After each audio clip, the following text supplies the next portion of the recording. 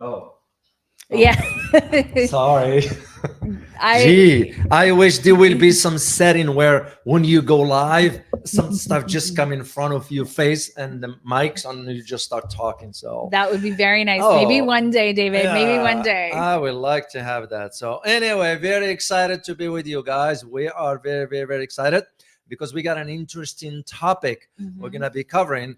A lot of people have, including Americans. When I say people, I'm referring to the Americans here.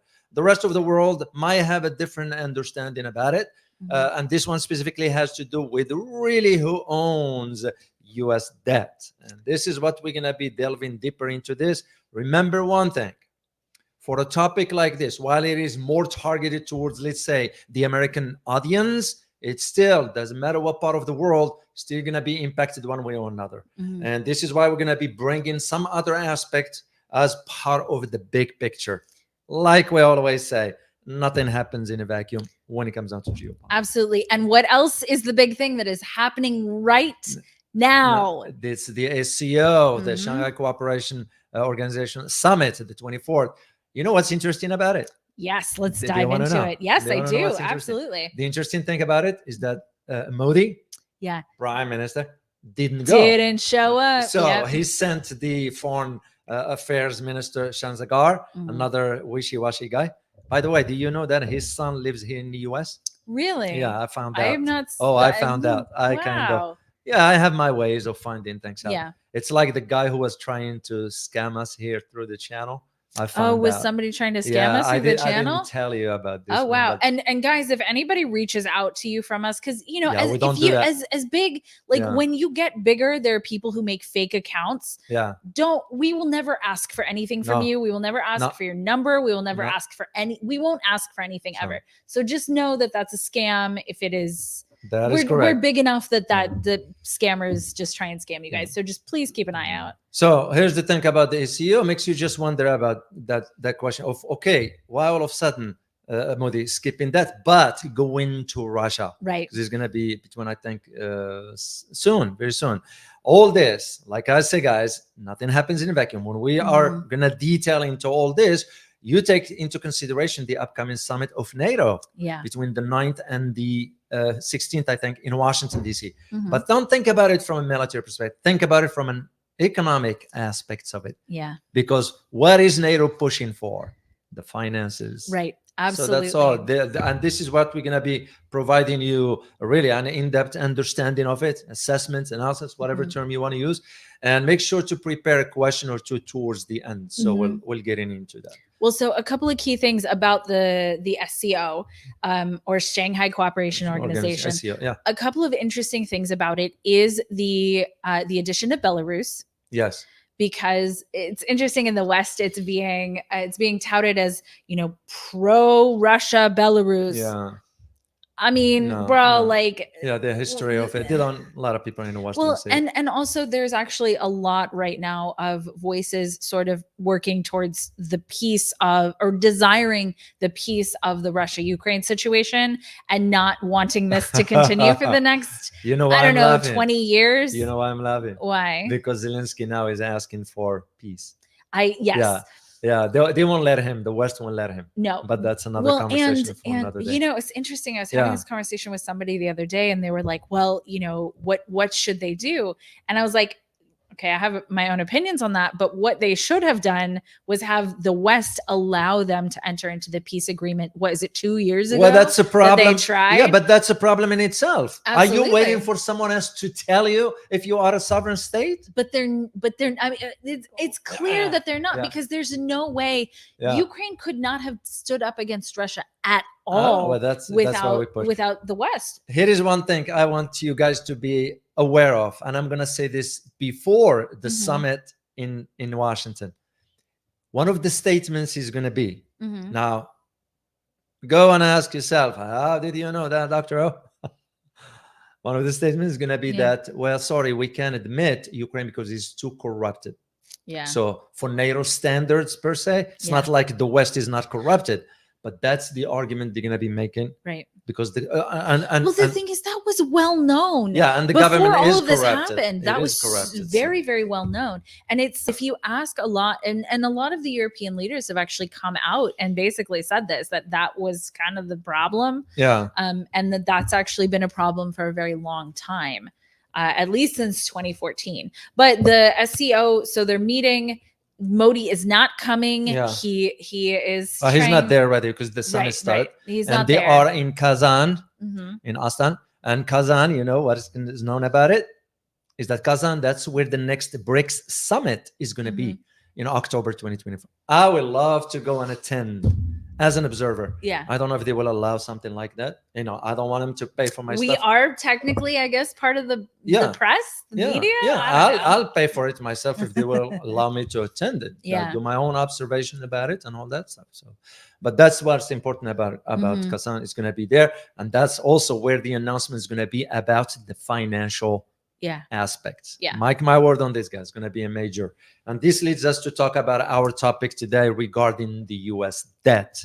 Okay. U.S. debt. Oh, so no. if you are to go, hypothetically, if you are to go to the street right now, right here in the U.S., doesn't matter, Texas, New York, whatever, and you ask average American, you know, do you know how much debt we have? Most likely they'll say a lot. That's the answer. But that's not the key. The question you're going to ask them is, who owns U.S. debt? And most will answer, oh, isn't that China? Isn't that Japan? That's what the answer is going to be. Yes. They don't know. Yes. There is a lot that meet the eyes when it comes down to understanding who owns U.S. debt. And this is what we're going to be delving into. Okay. This is a topic that I brought up last week. Yes, you did. And a lot of people want it. Yes. They wanted to because learn the thing about is, the narrative on it is wrong.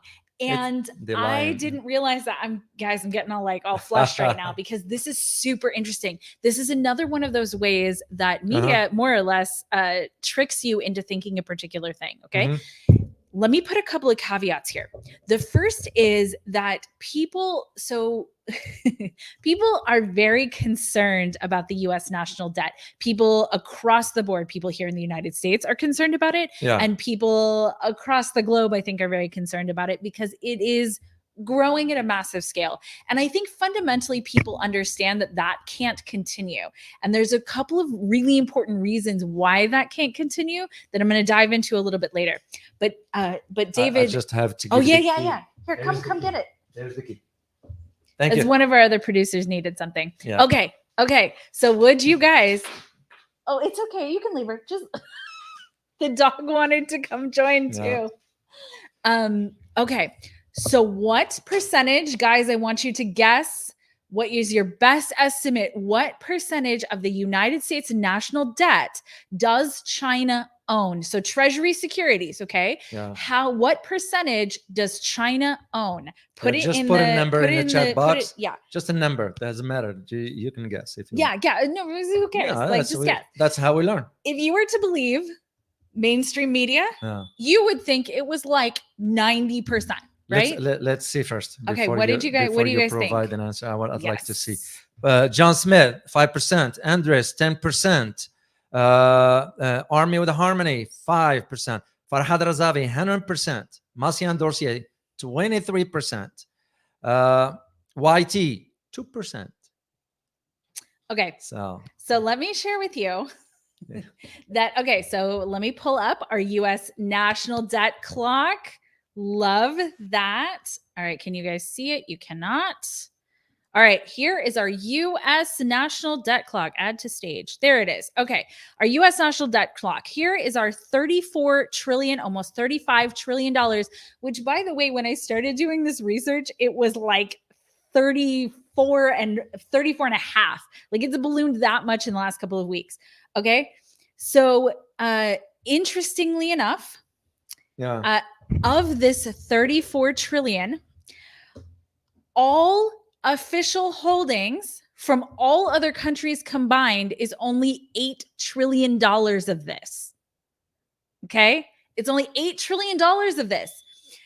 Now, let me show you guys another graph, and I'm gonna cite Wolf Street, which is a really interesting site. If you guys are not a Wall Street. No, Wolf Street. WALF. Okay, so Wolf Street did a really interesting, this is from the US Treasury Department, but let me share this instead, okay? This is US Treasury securities held by all countries, top 6 financial centers, right? It's most Western countries, China and Hong Kong and Japan. Look at that low mess. So what we have here, so it's been very interesting because as China and Japan have actually started dumping US securities, Treasury securities, what's happened is the Western countries and India have started picking up some of them. Okay, but here's the next piece of that. So yes, the Western countries have been picking them up. India has been picking some of them up. China and Japan have been slowly dropping them. Not all the way, but they've been slowly dropping them. Okay, let me share this one also. Can you see this? Okay. Yeah. This is percent of US Treasury securities held by foreign holders. As you can see, that has dropped substantially since 2014. Now, hold on. Okay. When you say foreign holders, are you referring to governments or private? Okay, it's actually both. Investors? It's actually both. So this is not only governments, this is also private sector. Okay, so this is central banks, this is private sector, this is government holdings, this is everything that is not US, basically. This is all foreign, China, Brazil, Canada, India, all of the other countries. Okay. But the deal with this is that although foreign debt has actually increased in terms of dollars, it has decreased in terms of percentage. So foreign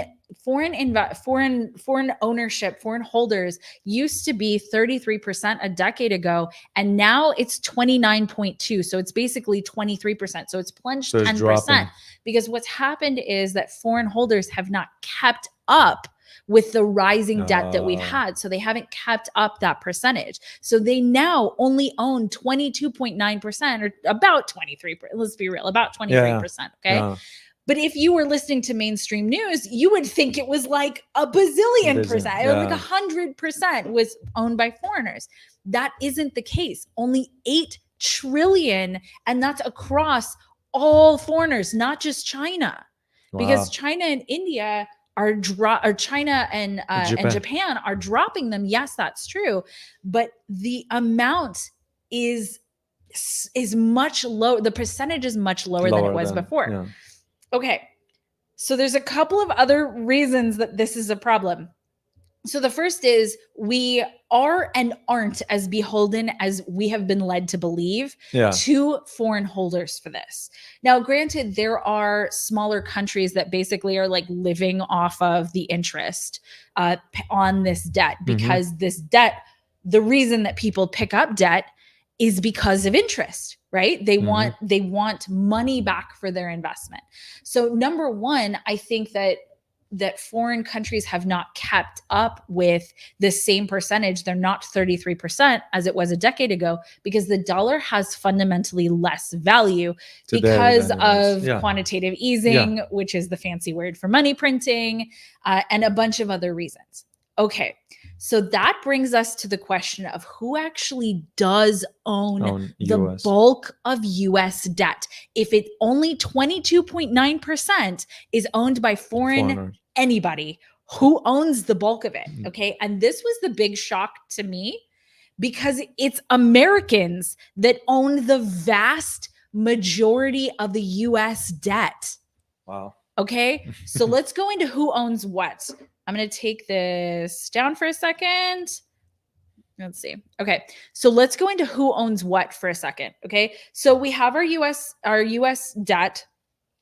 So the government, let's see, I'm going to pull up my numbers because there's a lot of numbers coming at you guys. But the most important part of this is that the United States people and entities actually owned the bulk of the United States debt.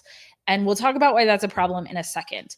Yeah. Okay, so US government funds is 7.1 trillion. So that is US government pensions, that's Social Security Trust Fund.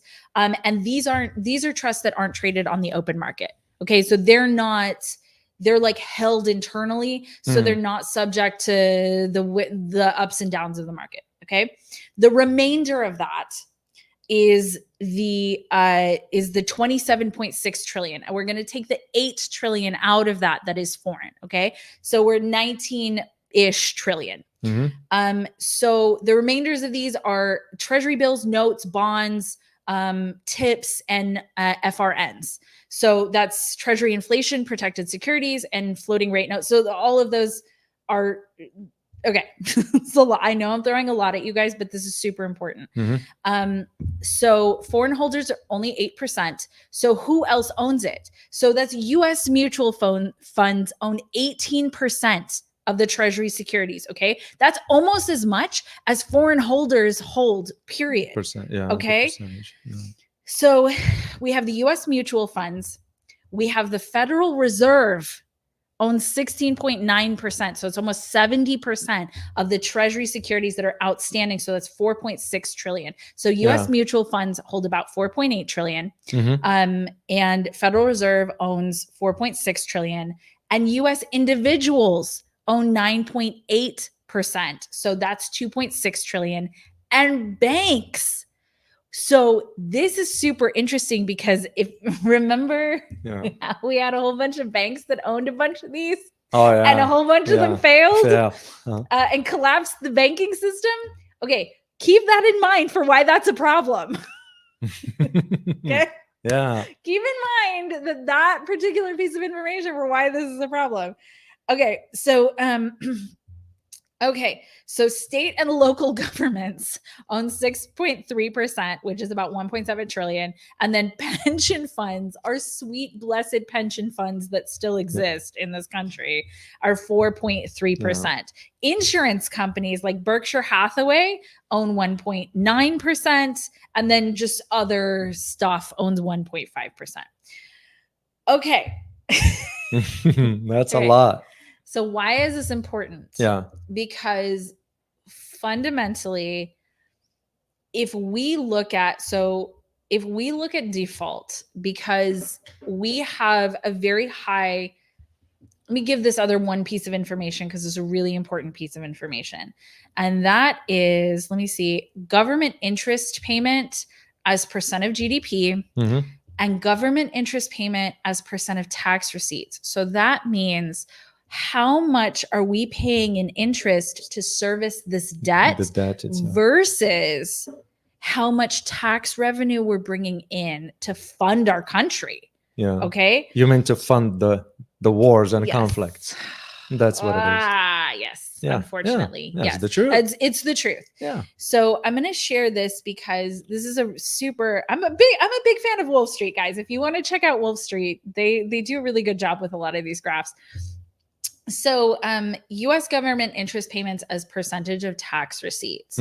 Okay, so as you can see here in the late 70s, 80s, and early-ish 90s, it was about 50%, right? So we had a really big debt problem in this time period.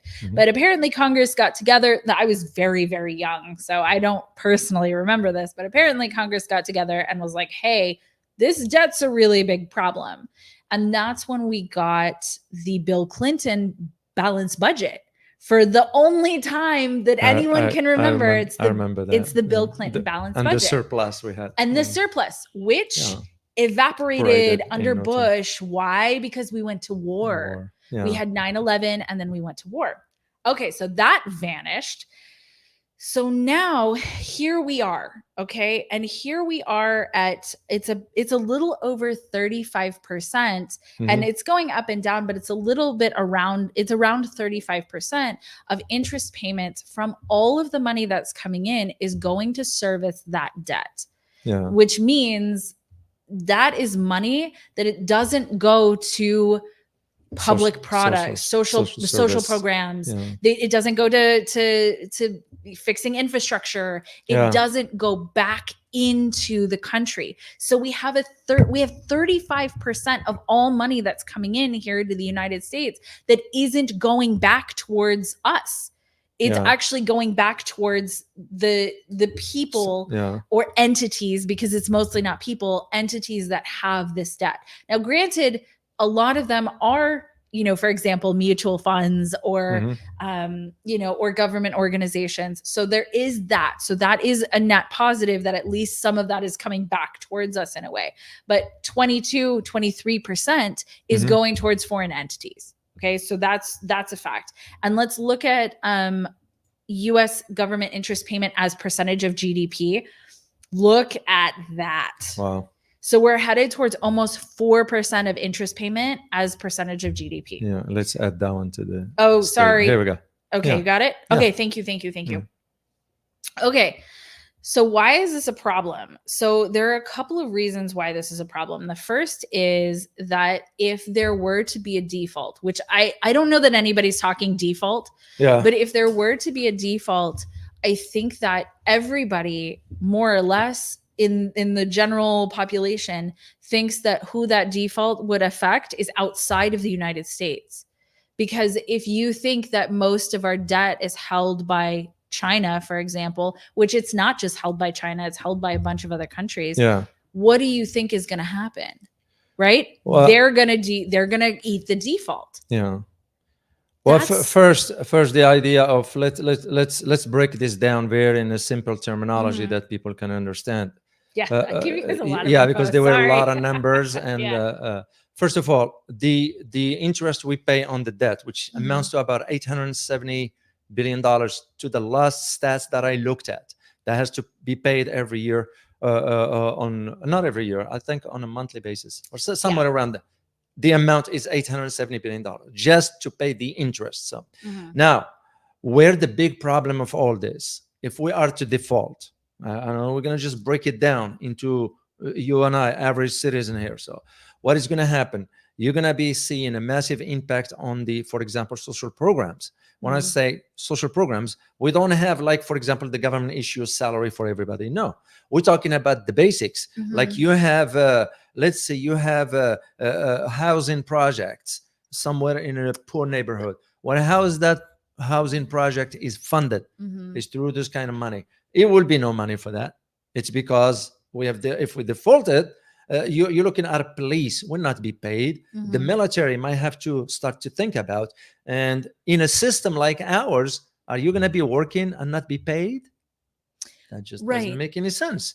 And second to all this is, if we are to deal just, and this is just a tip of the iceberg, this is on the domestic front. Then you look at on the foreign front or outside the US. The credibility and trust in your currency will sink. That's one. Second, the investments, you'll see what they call the flight of the investments out of the US, because now you start to realize American markets cannot be sort of trusted, and it's not secure. And third element will be to this is the idea of what this is going to do to other commodities, for example. Absolutely. People will start to think about, if you are a citizen, you're going to be thinking about, let's say you have a little bit more money, you're going to start to think about, what do I need to do to save my asset? Because you worked hard for all that. I didn't even talk about Social Security. I didn't talk about Medicare. I didn't talk about Medicaid. Then I didn't talk about the budget that goes for NATO. That's how we fund the stuff. So that goes back to your point about where the funding comes. What do we do? Right. This is what's going to be. An average citizen who lives paycheck to paycheck is going to realize, he or she is going to realize that whatever the $400, $500 they get from the government, it's getting them nowhere. No, that's for one person, that's groceries for a month, right? That's not even anything. And it was actually very like almost insulting when they were doing, the COVID checks. Yeah. Because they were so it's little. I mean, ridiculous. people couldn't pay anything with it, Yeah, right? yeah. Even $2,000, what that doesn't buy you very much, unfortunately, in the United States anymore. It used to, but it doesn't anymore. Not anymore. So, and those will be the issues. And this is where, as I said earlier at the beginning, you have to tie this to what's going on elsewhere. Yeah. And what am I referring to here? I'm referring to the shift that we are now witnessing. You are part of the history now because you are living at the thick of it. This shift from unipolar to a multipolar system. And what comes with it is the restructuring or reconfiguration of the financial system. Yeah. This is what I'm saying. Pay close attention to the economic blocks, mainly BRICS, mainly ASEAN, SCO, give or take, because SCO is more of a security aspect. But think about it in those terms. And when, for example, you take China and Russia with their agreements of using their own currencies, Right. you can just see where things are headed. Right. And you have the entire global South leaning towards that direction because they want to get out of the strangulation of the US dollar. Right. Well, and it's an interesting thing, more or less, to be borrowing from your own people, right? Yeah, so yeah. more or less you're borrowing from your own population. And there at the very beginning, when the United States really was calling for foreign investment, we did have a much higher percentage foreign investment, right? That's true. That's using genuinely other people's money. Okay. Yeah. It's other people's money to build up your country. But right now it's borrowing from a population that is us. No. Right? Do you know what I mean? Yeah, it won't work. And it won't work because things have changed. Look at there is no fiscal responsibility in Washington. Absolutely. And why? Why is this? For a Absolutely not, simple reason? Because corruption took hold of the entire system at its core. This is part of the problem. Because I am going to give you a quick example. And I'll take you back to China. I had a conversation yesterday with a good friend of mine. And we were talking about, and he pointed out to me that the idea of, you look at why China moved forward in infrastructure. I am not talking about the comparison of the system here. They have their own system, we have our own. But at the same time, you see the results. Results is what define whether a system works or not. Yeah. You know what China did back in the 70s? Instead of printing money, that extra they had, they went ahead and reinvested in their infrastructure, in their technology, in their whatever they were working on. And the results showed up. Of course, it didn't happen overnight. You contrast that with what we do. What do? We print so much. Right. And you look at this funding of foreign conflicts. And, Ukraine is a case in point. Absolutely. Afghanistan. And I spent time in Afghanistan. I spent time in Yemen. I spent time in Iraq. And all I was like, pardon me, shaking my head. I was like, will this spending ever get under control? Why? Well, it won't. No, the last time was Bill Clinton. No, and I don't think Bill Clinton was like a great guy or no, anything. he wasn't. For sure. He was trips or whatever. But as sleazy as he was. But you give credit where credit is due. He did the do economy, that was Absolutely. one thing too. And by the way, it was Clinton that requested some access to some very, very sensitive information, and he was warned about it. Do not ask. Well, maybe that's so. I like this is just this is just a theory though, because presidents. I cannot imagine he was the only president who ever had extramarital relations. Right? Okay, we know that JFK was. Oh yeah. But we didn't find out about any of those other guys. You think he's the only president who ever had extramarital, whatever? Well, this one has to do with some other sensitive information. But that's what I'm saying is why all of a sudden did that become this like big explosive thing, right? Well, actually it didn't, because nobody knew about it at the time. It stayed quiet behind the scenes until it was useful for some reason. Yeah, later on. You know what I mean? Later on, because he did request some sort of, because presidents have that right to ask for, and he was warned drop it. Mhm. Simple as that. So, and that's a conversation for another day, guys. Well, but because that's one of those reasons, David, Yeah. when we talk about how the president is absolutely not the end Oh, all no, be no, all no, in Washington. no, He is absolutely no, not. no, it's not. And when you think about this, to tie it back to our conversation about the financial aspect, the president can do squat. The Treasury Secretary can do squat. Yeah. The useless. All of them useless. It's who's behind the scenes that managing this trajectory of the fiscal policy, and we Mhm. don't have any good one. Well, And this is where you compare countries. Yeah. And again, I'm gonna fall back to China. Why? Because it's a real example. Mhm. You know, I don't care what others saying. Well, you are saying no. It has to do with the facts on the ground. You know, I looked at yesterday, I looked at a documentary yesterday about the infrastructure project they've been working on for 7 years. Mhm. Yesterday, it was launched with the Uh, tunnel underwater. David, we've been working on our highways down the street for 7 years too. It's and not they're even still it's a not mess. done yet here. So. And it's still not Yeah. done. And again, just to highlight to you, this is not about putting my country down or glorifying China. No. It's about providing the facts to highlight to you this has to do with this financial discipline and fiscal discipline that in a system where you said, if I have extra, I'm going to reinvest it for the welfare Right. of the people. Right. And you know what I think is really interesting about that is because that fundamentally actually is like a great Yeah. way to look at things, right? Is I believe in my country. I Yeah. believe in what we're doing. So I'm going to reinvest my money in that, the yeah. country. Okay.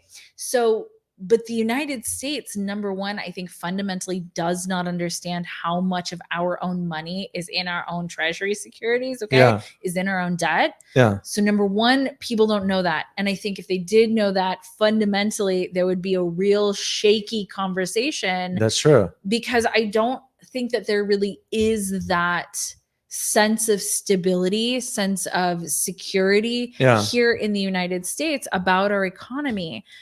So I was talking to my husband about this topic, and he was like, if an individual had 35% debt, like they were paying 35% of their income in interest every month to service debt, you couldn't get a house here. You couldn't get a loan. Banks wouldn't give you that. Yeah.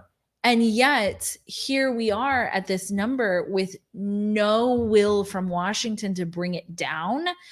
And so if a bank won't give you a mortgage loan, if a person is in that position, and I know it's different with a country, and I know that there's all of these different factors, but fundamentally, I think people understand that this is not a sign of economic health. Oh, no, not at all. And not at all. Our system it's done for. Let's just say straightforward. I am getting now to feel comfortable by starting to use the term Bretton Woods 2 is upon us. Yeah.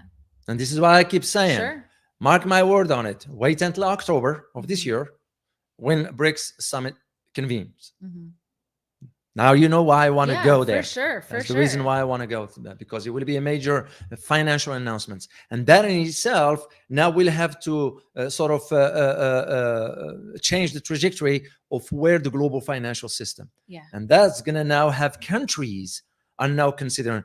What happened in Africa, for example, didn't happen in a vacuum. No, Niger, Mali, Burkina Faso, Kenya now, all of them, they're pushing out west because also they've done with. Did you know just before Kenya erupted into the social chaos that IMF was about to extend another loan to Kenya, sink them in? They said, no, Argentina is done for. That's the problem with debt. I look at the example of Bangladesh and Sri Lanka.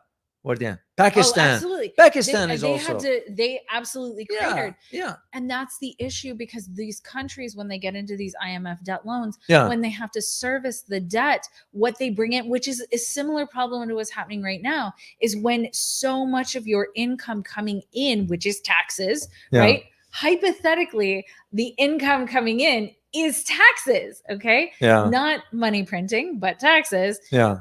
We have both here in this country.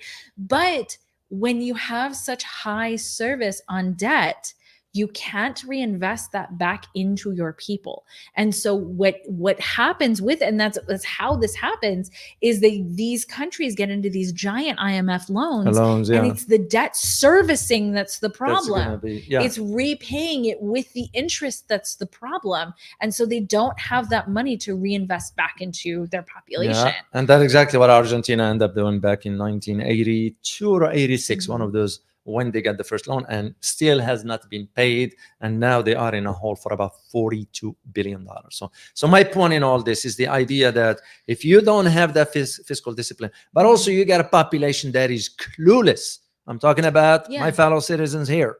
Clueless. Not all, of course. We cannot generalize, and we shall never generalize.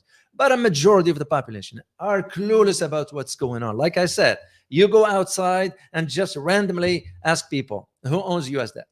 Right. You're gonna hear hands down China. They will have no idea. They will have no idea that because of we are lacking the fiscal discipline here in the U.S. too.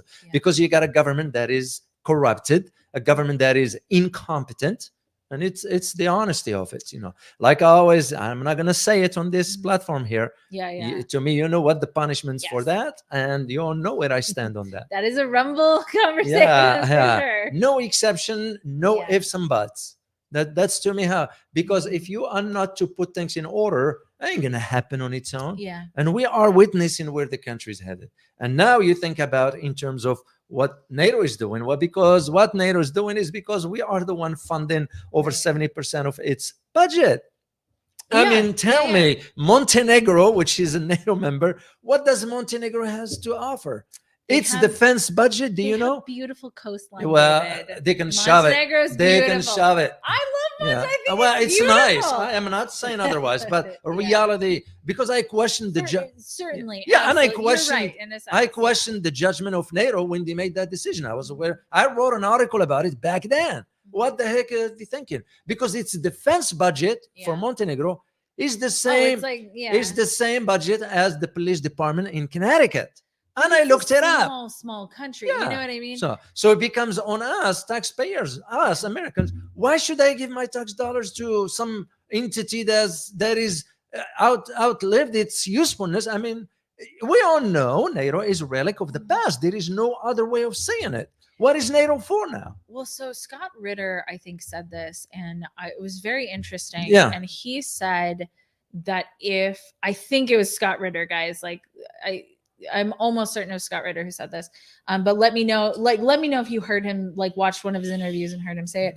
What he said was that if the US, if Ukraine, if Ukraine plus the West loses to Russia, which they are, the global order shifts, away from the West.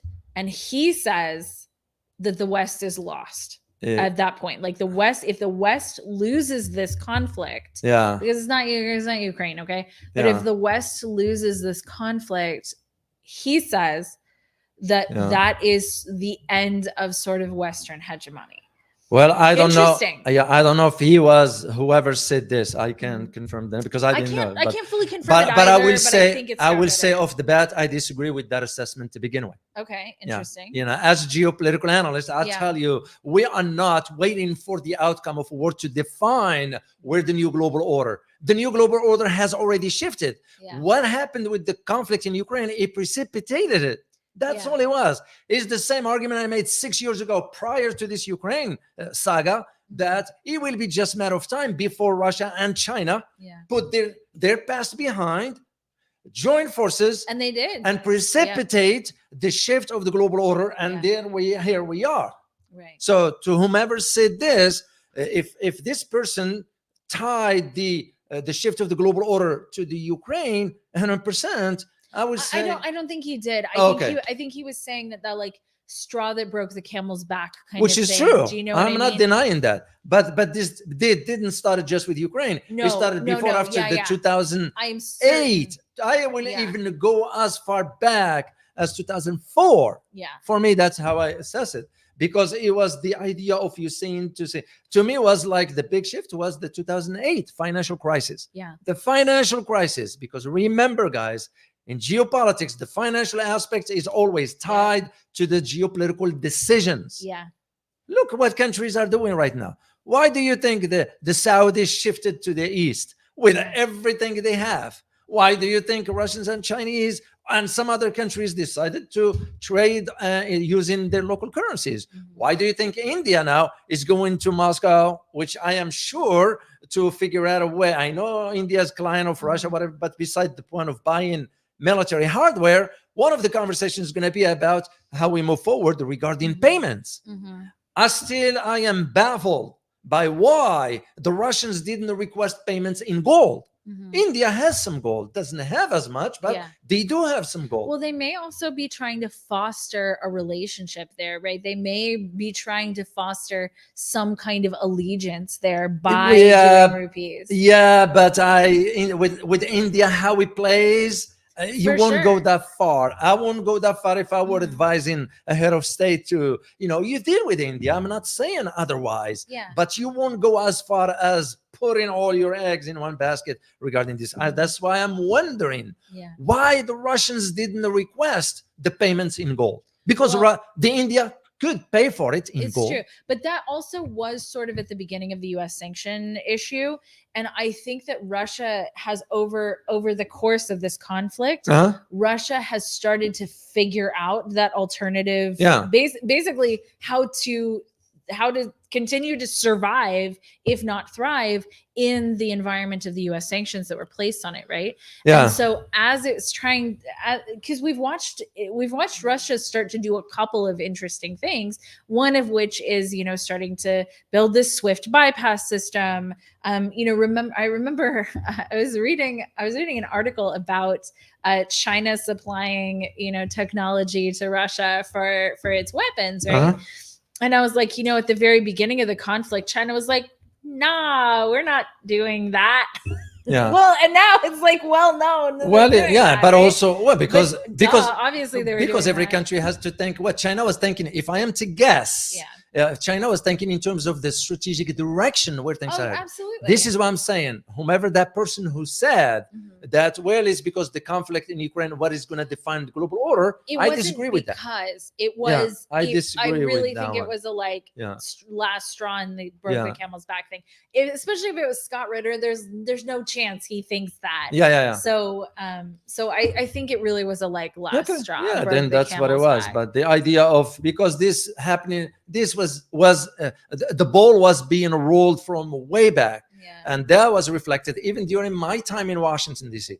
We were embarking on policies that I had to sometimes behind the scenes, of course, because I don't, you don't go and talk to the president, even though I do remember, wrote my own report one day, hoping that it will make it to the boss, that you don't go and invade Iraq. You have no idea what you're going to unleash. And of course, you're on the low end of the chain of command. There is something, as a former military, you respect the chain of command. There is a way, whatever. But to me, was the idea of how we were reacting to events rather than having a constructive, cohesive foreign policy strategy. We have no strategy whatsoever. We haven't had that for the last 3 or 4 decades. So was it you? I have so many geopolitical conversations, but was it you who was talking about how Anthony Blinken never did anything other basically than academics and politics? That's correct. So he didn't do that. But did we have that conversation last time? I remember. Yeah. Okay. The only thing he did was when he was the advisor, the national security advisor to Biden when Biden was vice president. That's about it. And all that was nothing but a ceremonial possessions, because Tony Blinken didn't have the background into that. So basically what it was the head of the National Security Agency at that time that is coordinating with Tony Blinken. This is why Blinken is not looked at favorably. But that's the thing. More or less, and our current president, Joe Biden, is in a similar boat. Do you know what I'm saying? Yeah. We have politicians who more or less have been career politicians who never actually lived out in the world. They don't know. And so, how can you govern without having first been governed? How can you understand what it's like if you've never held a job, if you've never had to, worry about, a paycheck, or if you've never, it's hard to, or even go and be in the countries that you're dealing with, right? Yeah. In some kind of capacity other than you walk from the plane to the embassy, and that's the whole thing, or you walk from the plane to where the meeting is held. You don't know anything really about that country outside of the reports that you get or what you see in videos. You've never actually been to whatever country it is. You don't really understand what's going on there, and you don't really understand what's going on in your own country either. And so how can you respect that? Do you know what I mean? had one day with a guy who came from the State Department, and when I was in Baghdad, they came over and, well, we came here to do assessments and all that stuff. I said, well, how about if we go downtown? How about if we take you downtown, Baghdad? So, oh, no, Mr. O, I ain't going to go there. And I said, well, how can you make an assessment? That you're going to have the president read it? And you don't even see things with your own eyes? Right. Well, it just, we have meeting with the prime minister. And I said, you tell me you're meeting with the corrupted prime minister that we appointed? Right. And right there, you kind of, that's it. We're done talking. Yeah. Good luck to you and all that stuff. There is another point I need to mention to you about these changes in the global aspects of it. And you have to look also as to what's taking place in Europe right now with the elections.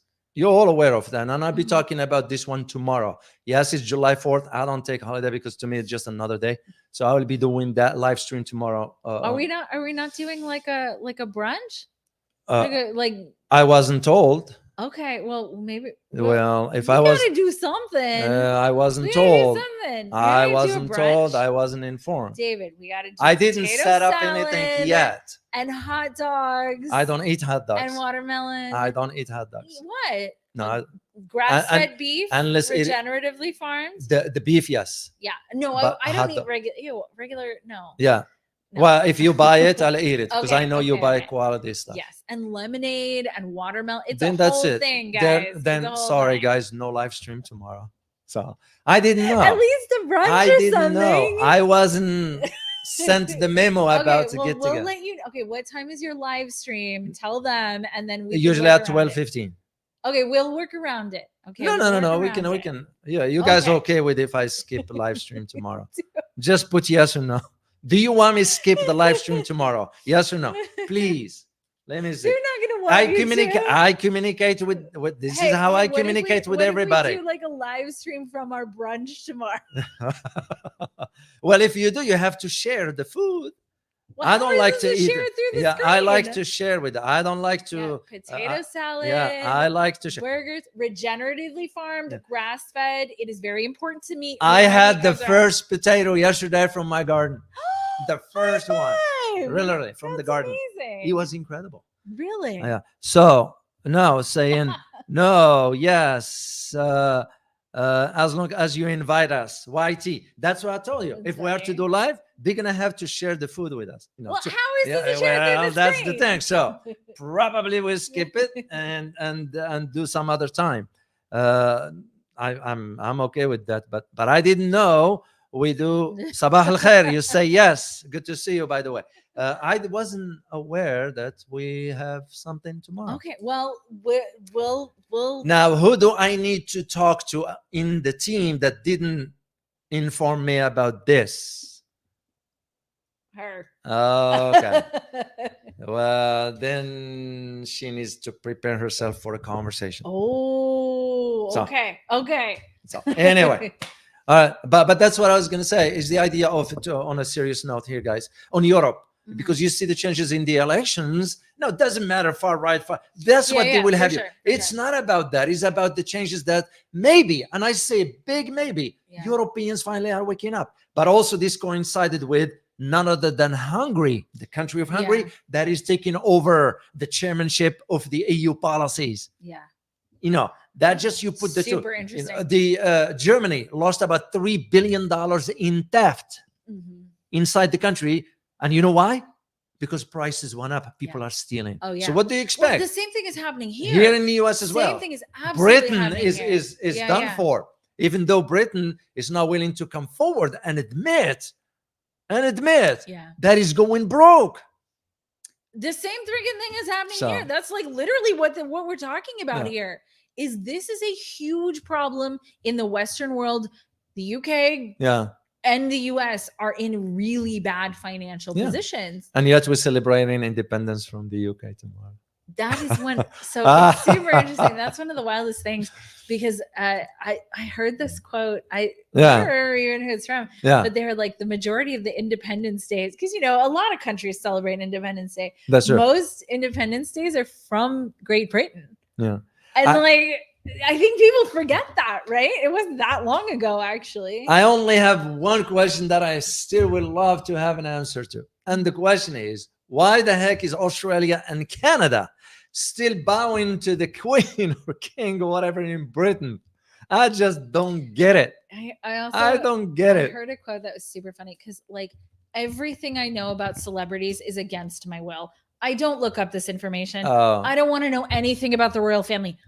Who gives a damn about that? That's not only is this not my country, but I'm not sure that I would care either way, but why on earth would I care about that? Okay. Yeah. And so all of this stuff I know is from you walk in the grocery store and there's a magazine about it, or some talking head is talking about it. Oh my God. Manipulation. That's what it is. But I heard it was somebody's comment underneath something once, and he was like, we fought for our independence so that I didn't have to care about these people. And I was like, oh God, because it's true. I don't want to care about these. I don't care about these people. Yeah. Well, here is Lucio Delgado is saying, enjoy your brand. Thank you. Who is it? Lucio Delgado. Let me show it here. Thank you. Right here. Yeah, some of them saying yes. You go on. Oh, Lucio, thank you. Yeah, but it will be nice. It will be nice to share this with the community. That's, to me, if we can figure out a way of how a big potluck. Big potluck. So, do you know this is one of my wishes one day? Really? Yeah, I mean it. If I have the means, the financial means, you'll get everybody together in one spot once. One of the things that we've always talked about that I would love to do, we don't have the bandwidth to do it. We don't have the staff right now to do it. In case you guys don't know, YouTube doesn't pay very well. But one of the things that we've been talking about for years is to do a summit, bringing a lot of the smartest people to one place to talk about what's going on, and then you guys could come too. That would be nice. I wish I could. We're talking about a China summit one. I wish I could afford that. I'll do it. Well, because there's only one life to be lived. So can you imagine? Yeah, that'd be once really a lifetime. Cool. That'd be really cool. Anyway. Well, maybe one day, if any of you guys has a big house. Never give up on something like that one. So look where we are today, just with the community here, and this is why, to me, and I mean it when I say this, the time with community is very important to me. Yeah. That's why it's kind of you kind of don't, I'll show up whenever. No, you show up because that's a commitment. You have towards the community, and to me that's how I look at it. Well, and it's communities that actually change the course of the world. You know what I'm saying? Well, I learned a lot from it since we started. Oh yeah, me too. Really, because some of them corrected me, some of them, and I learned a lot, and I am very grateful. So look at Army with Harmony. I can't read that. Well, no, I said Epstein earlier. Army with Harmony said, I wonder if Epstein Island is cheap rent. I watched a YouTube video where somebody broke into Epstein Island. I don't know if YouTube took it down. I don't know if it's still up, but I watched a show where they took handheld cameras or their phones or something and actually broke into Epstein Island. It's super interesting if you guys find it, because they go to that weird temple thing, and they're this is made out of wow. wood board. It was super, super interesting. So anyway, it was weird. So all right, well, let's answer a few questions from our esteemed members of the community here. Please. I do have, by the way, I did mark 2 or 3. Oh, okay. Because I was going to say, David, I have to scroll back. Fast. No, I already did, because I was. It's under starred. If you look at starred, they're all okay. There. Where's the star here? Oh, starred right there. I got it. So Francis Tango. There we go. Now I learned one trick. Francis Tango, I heard that England also has debt for more than 100 years, but they are not yet broke. What about US? It's an interesting question. But here's the thing that I know too, and I'm not a financial guy. Yes. I want to make this disclaimer right just for you. This is to me my understanding of how finance is tied to geopolitics. And because most of the decision, if you look, the any financial this quick example, 1973. When the decision was made about using the dollar for the oil transactions, geopolitical outcome. So, to my knowledge, is because England has massive amount of gold that is stole from other countries. Two main ones that I am aware of: Venezuela and India. So, could it be that the England managing its debt through that? I don't know. I do not know, but I do know the economy in England now, and we do have some members in the community from England. They telling me, like Jack Robert, I remember him. He will write comments for me, explain to me. He said, "Dr. O, I just was in grocery store today, and the prices that I just saw last week went up." Oh yeah, it's the same for us. The inflation went up and everything. So to me, that's if a system that is going like that, that is not a healthy financial one. That's maybe or probably it is in sort of it's broke. That's the only way I can think about so here's what I'm going to say about this, and like David said, we are not financial experts. So I know a couple of you guys are talking or like asking, how do we protect our assets? We'd like to bring people who are financial experts on to talk to you guys about that. So if you have somebody that you really like that's a financial expert, we're going to have a whole slew of guests, because we want you guys to learn from people that are other than us, who really know what they're talking about in that regard. Okay, but I will say this. So remember how I showed you guys the chart of the basically what taxes are coming in and then what debts are being paid, basically servicing the debt, right? The interest that's paid, the interest in principal is paid on the debts. Okay. So what we're seeing both here in the United States, and this is just my take, but what we're seeing here in the United States and in the UK is a degradation. So it's not that the US can't pay its debts right now, or can't service its debt is what it's called. Okay. It's not that the US can't service it. It's that the US and the UK are servicing these debts at the cost of other things. And so what we're seeing across, especially US and UK, is we're seeing a degradation of the quality of life. So what you can buy right now at if you go to a grocery store, I mean, people are struggling. And even if the government is like, nah, people are fine, which is mind-blowing to me, okay? They're lying. They are, because they can't come out and say, well, stuff is really bad, until you pin them on it. Okay. If you notice what's happening with the Joe Biden situation right now, after the last debate, even people from CNN are like pinning the White House on this, because it's something like 75% of people in the United States. I think CNBC did a poll. One of them did a poll, and it was like some large percent of the population is very, very concerned right now about Joe Biden's abilities. I'll say that because I can't get too much in it on YouTube. But if you look at what you can purchase, or the quality of life that you can have here in the United States and in the UK, it's very different than even 10, 20, 30, 40, 50, 60 years ago.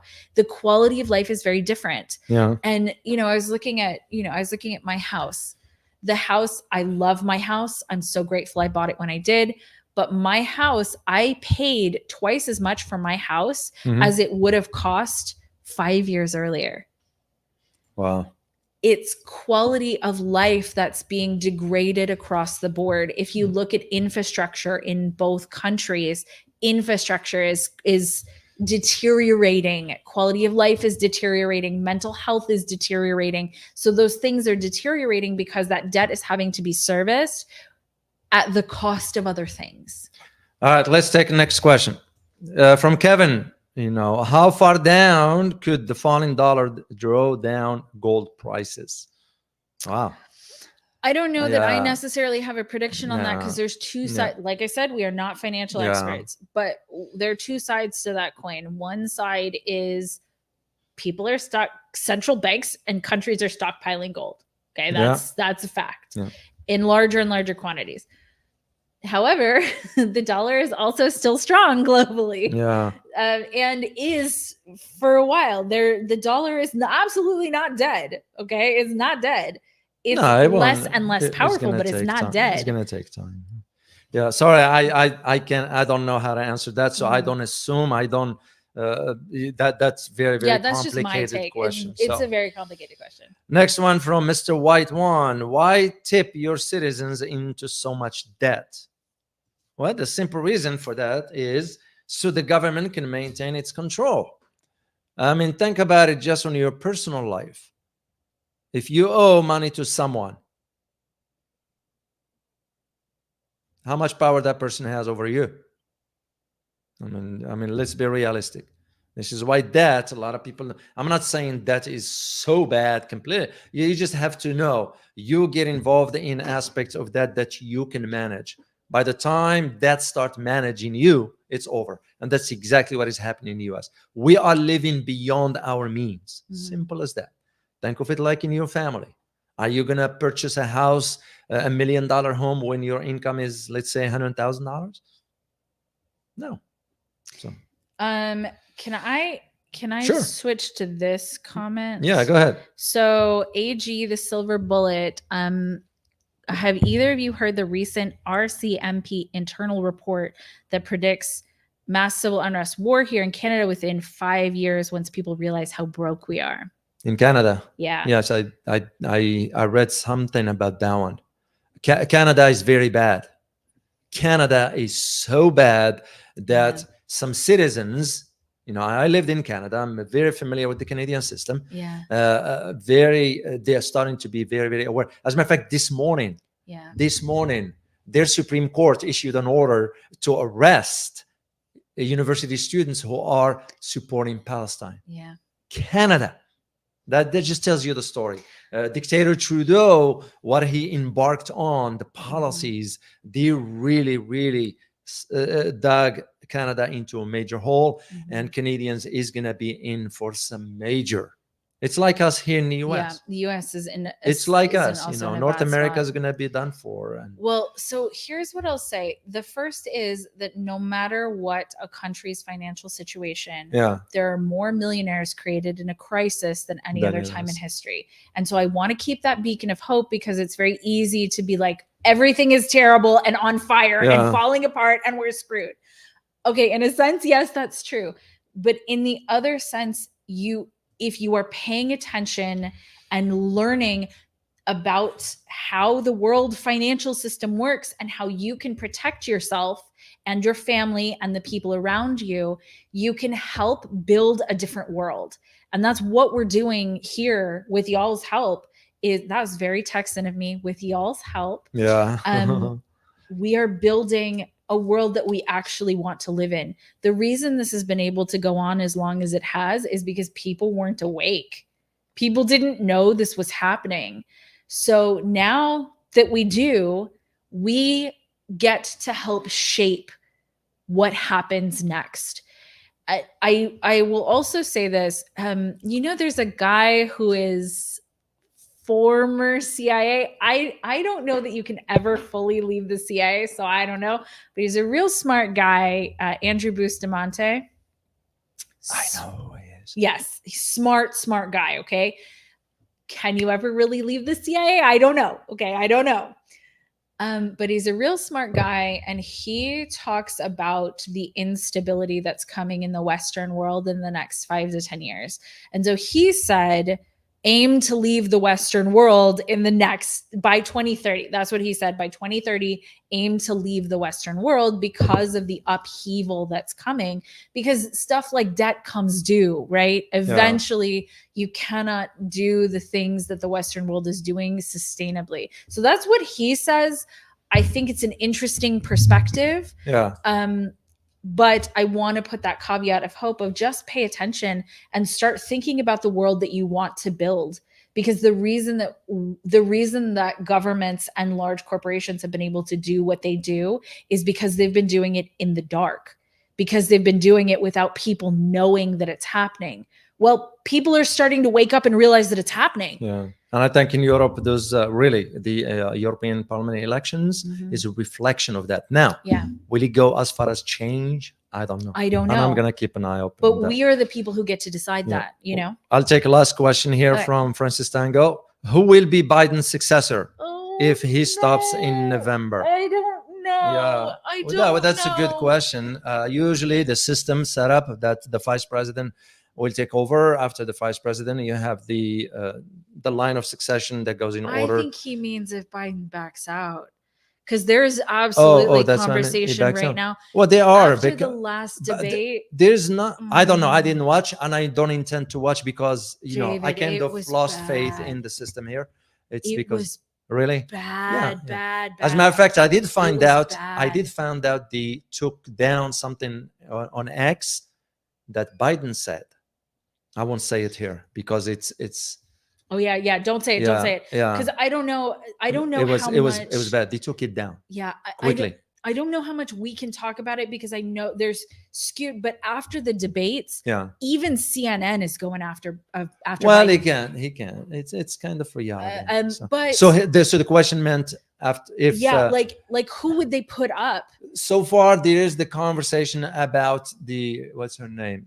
So we have Kamala Harris. Yeah, because we have Michelle Obama. No, she won't. But we don't. So that's a problem that the Democrats are really facing right now is that there isn't anybody. There's nobody. There, even on the other side. There's nobody. There's there is, like I always say, leader deficiency in American system. Period. It's because everybody inside the government, when I say everybody, I'm referring to the top. I'm not an average, whatever. They're all corrupted. And you all know where I stand on this. What's need to be done? So I don't know what your name is, but I see your quote. What can be unburdened by what has been?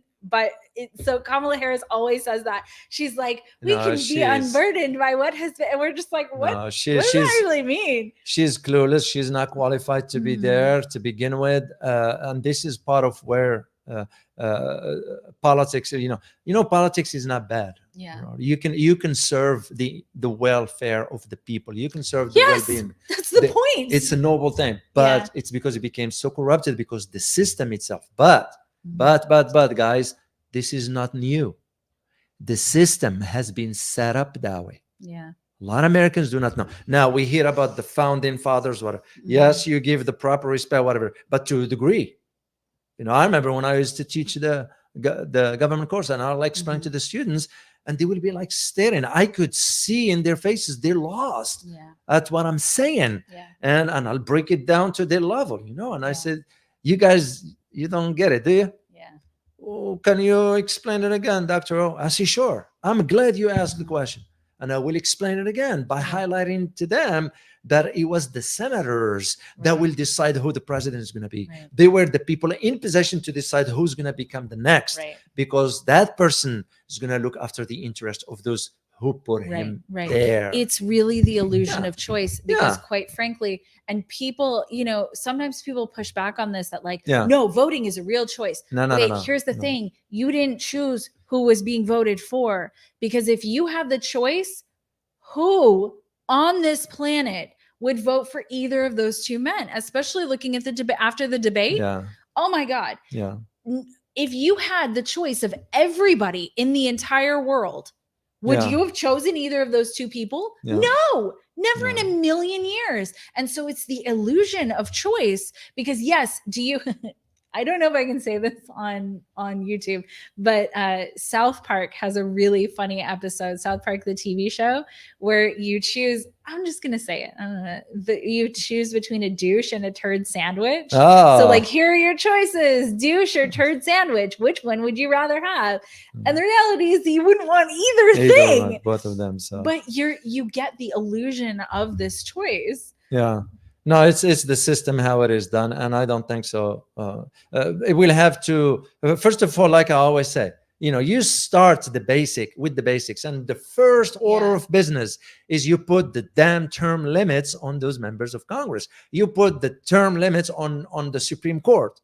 You even put a requirement that if the president doesn't deliver, you get him out of the office. Doesn't matter, absolutely. I serve the completely term or agree. not. Absolutely. But till that system change, Yeah. ain't gonna be. It's gonna. I hope it doesn't happen in a form that will be very destructive to the rest of the country. I agree. You all know what I mean by Yeah, this. I super hope And it not. will be very, very, very destructive, because if you consider when you go to households, how many Yeah. piece of Yes. equipment's Yes. there. So you got the Yes. idea, guys. Okay, All right, yes, guys. we have to go. We're gonna go because I have other few things to do. Elizabeth has things to prepare for tomorrow. Now that I found out there is a Yeah. branch. Homemade potato salad, guys. I do not eat seed oils, and I do not put seed oils on the table in my house. I don't know. Whatever you put on my plate, I eat it.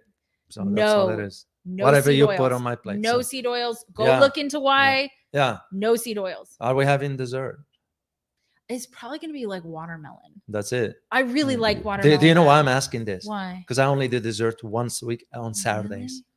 Really? It's either going to be ice cream for bears, or it's going to be the boss watermelon. makes the rule at home. Well, So, she will approve so that. the boss She'll says approve the watermelon. or ice cream for only bears. desserts on weekends. That's it. That's fair. Because you got to live sometime. Yeah. Live. Yeah, but it's like pulling teeth to get one. to convince her for that. So. Okay, it's either going to be watermelon or ice cream for bears. Okay. All right, guys. Well, we wish you a good day, good evening, good afternoon, whatever part of the world you're in. Happy Independence Day if you are in the United States. Even though, whatever way you celebrate it. So be in the spirit anyway. Yeah. And we look forward to seeing you next time. As always, prepare yourself for changing world order. Till next time, guys. Bye-bye.